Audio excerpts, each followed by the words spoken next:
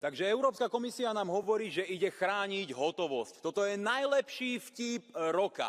Potom, ako zavádzate digitálnu menu centrálnej banky, ktorá priamo ohrozuje existenciu hotovosti ako takej, potom, ako ste prijali úplne šialené, nemysliteľné zákony údajne proti praniu špinavých peňazí, keď ste obmedzili vlastných obyvateľov v tom, či môžu platiť nad 5 000 alebo 10 000 eur v hotovosti a povedali ste im, nebudete platiť, Európska komisia vám to zakáže, alebo sa prípadne budete musieť identifikovať občianskym preukazom, nám chcete povedať, že vy chránite existenciu hotovosti, že vám záleží na tom, aby ľudia mali práva, veď akákoľvek globalistická agenda, ktorá sa tu predstaví a ktorá vedie k tomu, že ľudia práva stratia, že stratia svoju slobodu, že budú obmedzení v každodennom živote, je agenda, ktorú presadzuje práve táto komisia. Jediné, o čo sa snažíte touto agendou, jediné, o čo sa snažíte týmto bodom, je umlčať kritikov, poslať nám falošnú holubicu mieru a ukázať nám, že vy vraj stojíte za hotovosťou. Každý váš krok, každé vaše rozhodnutie hovorí o opaku. Táto komisia je prekážkou zachovania práva na hotovosť.